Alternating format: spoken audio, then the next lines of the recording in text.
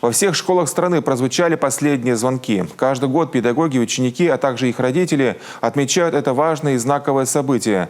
Празднуют по-разному, но как бы ни проходило торжество, важно, чтобы поведение взрослых и детей не выходило за рамки закона. С целью профилактики и выявления нарушителей в Коми комиссия по делам несовершеннолетних с полицией проверили, как отдыхают школьники и взрослые. Репортаж Ивана Беречевского.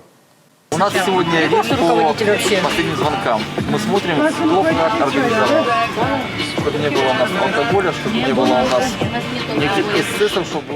Сыктывкар – первое место, куда отправляются ревизоры, база отдыха Елеты. Практически все домики заняты выпускниками из разных школ.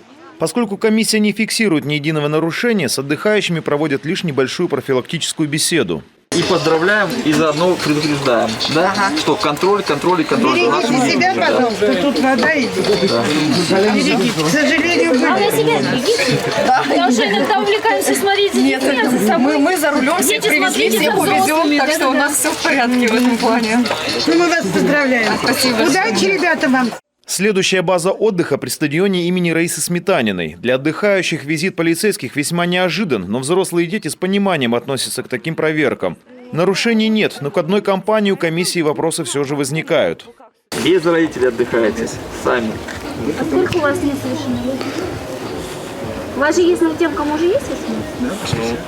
Ну, у них есть, по крайней мере. С виду не И скажешь. документы тоже есть с собой? Да, есть. Давайте поднимемся, зайдем.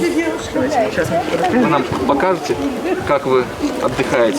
Эти выпускники самостоятельно арендовали коттедж и решили отметить последний звонок без взрослых. Видимо, родители уверены в благоразумности своих детей. Но инспектирующая комиссия все же напомнила школьникам, как избежать нехороших последствий. Насколько я понял, раз алкоголь будет, то несовершеннолетний у нас алкоголь не употребляет. В 20 это поздно. На такси уезжаю. Ну, в 22 понимаешь, что поздно уже. Да? Ну, я Уезжать. доберусь как-нибудь. Ну, я понимаю, что туристам Как-нибудь. Это уже топки, Да. это уже топки, я так понимаю. Это как бы уже поздно. Вы в 22:00 должны быть дома. Нарушений стражи порядка не фиксируют, однако в этот вечер без острых моментов все же не обходится. Я не знаю, что случилось-то? Мама, вы немножко выпили сегодня, да? Отмечали праздник. Ты тоже пьешь. А? Я по лицу По лицу видно. Конечно. Понятно. Тоже пьет, там тоже пьет, все люди пьют. Так я вам говорю, вы сейчас немножко не в адекватном состоянии, вы ребенка себя Я? ведите адекватно. На базе отдыха «Динамо» эта мамочка отмечала у сына окончание начальной школы. Торжество закончилось, все дети и родители ушли, но женщине захотелось продолжения банкета. Однако правоохранители внесли свои коррективы в ее планы. Испортим вам праздник сейчас. Я знаю. Испортим вам Вы праздник. сейчас поедете на Первомайскую. Да что это такое?